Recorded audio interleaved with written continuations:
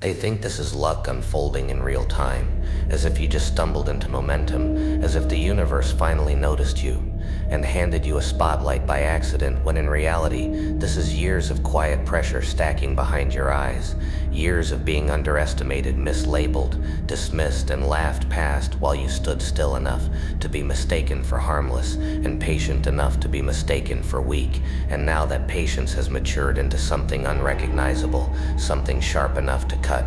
through rooms without raising its voice, something so composed it feels dangerous to watch, because everyone knows instinctively that calm like this only comes from surviving storms that would have broken most people in half. They will tell each other this came out of nowhere, that you changed suddenly, that something must have snapped, as if growth only counts when it's loud and obvious and public and messy, when the truth is you were always becoming, just never for their entertainment. And now the world is about to witness what happens when preparation meets timing, and timing decides to stop asking for permission, because a king is not announced, he is noticed, and a queen is not crowned, she is felt. And the moment they feel it, the room shifts, the jokes stop landing, the doubts grow quiet, and the smiles turn careful. There is something deeply funny about watching people adjust their tone mid-sentence when they realize you're no longer the role they assigned you, something almost poetic about the way confidence rearranges power without moving a single piece on the board. How suddenly opinions soften, how respect appears retroactively, how support arrives disguised as belief, even though it used to be silence. And the humor is not cruel, it's observational, the kind that lets you see the whole pattern clearly enough to smile without explaining anything at all.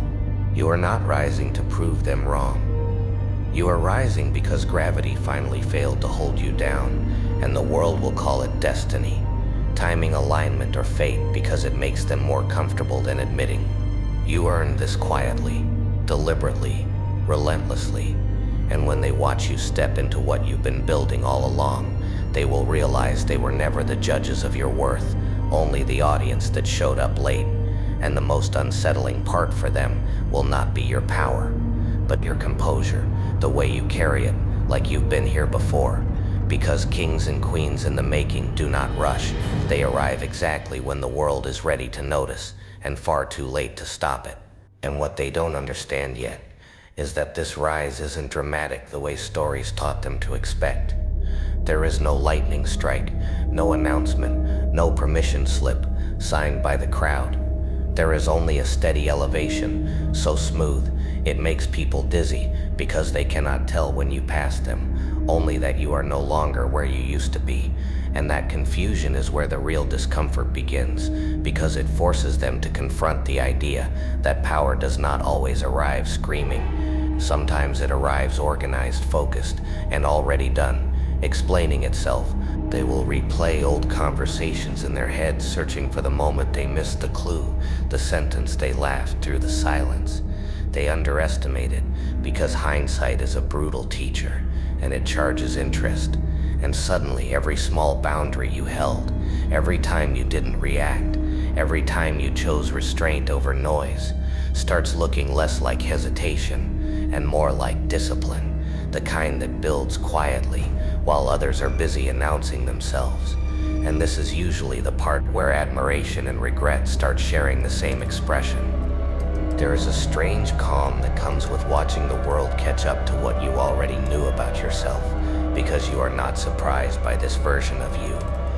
You lived with it in private, you rehearsed it in moments no one saw you, strengthened it in seasons that felt invisible, and now that it's visible, it almost feels humorous the way people treat it like a plot twist, instead of the inevitable outcome of consistency, pressure, and refusal to shrink. And you don't correct them, because explanation is for beginners, and you graduated without ceremony. And as they watch you rise, they will realize something quietly unsettling, that you are not asking for loyalty, applause, or approval,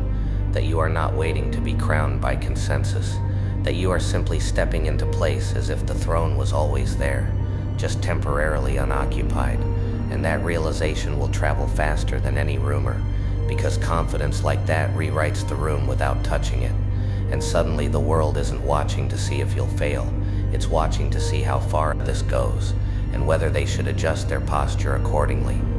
What makes this especially entertaining is how seriously everyone takes their sudden realization, because moments ago they were relaxed, confident, convinced they had the whole story mapped out, and now they're whispering, recalculating, pretending they always believed in you, as if belief is transferable after the fact, as if confidence has a return policy, and you can almost hear the internal meetings happening in their heads where they decide whether to applaud early or wait to see if it's safer to cheer later, because nothing confuses people more than power that doesn't need validation. There is a quiet comedy in the way opinions evolve overnight, how skepticism slowly dresses itself up as support, how distance becomes admiration, how silence becomes praise, and you don't interrupt this process, because watching it unfold is part of the reward, like observing a room slowly realize it misjudged the temperature, and now everyone is sweating politely, pretending nothing has changed, while adjusting their behavior in small, careful increments.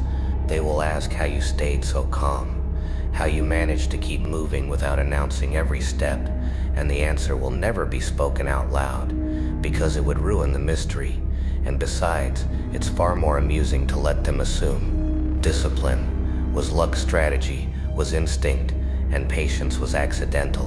when in reality, you simply understood something early, that noise is exhausting and silence lets you hear opportunities approaching before anyone else notices, the floor shifting. And as the world continues to watch, they will realize this rise has no punchline, no collapse, no sudden reversal, just a steady climb that makes them increasingly aware of their own positioning relative to yours, which is when admiration becomes slightly nervous and humor becomes slightly forced, because deep down, they sense it.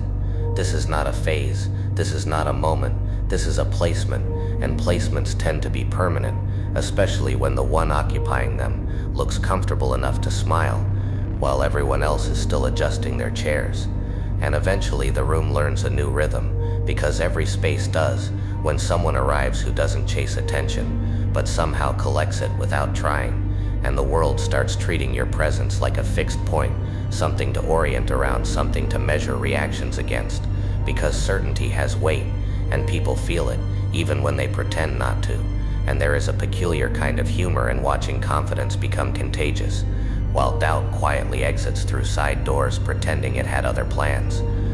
They will begin to speak more carefully around you, not because you demand it, but because composure has a way of training the environment, and it's amusing in a slow, observational way, how posture straightens, how jokes get filtered, how respect arrives without being requested, as if the atmosphere itself decided on new rules and didn't bother sending out a memo, and you notice all of it with the mild amusement of someone who already passed this test internally, long before anyone else realized there was an exam.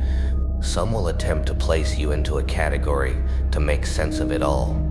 Visionary leader, unexpected success, quiet force, but labels are comforting for observers, not for the observed. And the darker joke is that none of those titles change anything, because you're not performing a role, you're occupying a position, and positions don't need explanations. They only need consistency, which you provide effortlessly, because effort was spent earlier, in silence where it actually counted. And as the watching continues, the fascination shifts into acceptance, the kind that settles in when resistance feels impractical and curiosity feels safer. And by then, the rise no longer feels like motion, it feels like arrival, and that is usually the moment people stop wondering if this will last, and start adjusting their expectations accordingly, because when a king or a queen stops climbing and starts standing, the world doesn't argue, it reorganizes quietly, politely, and with a hint of nervous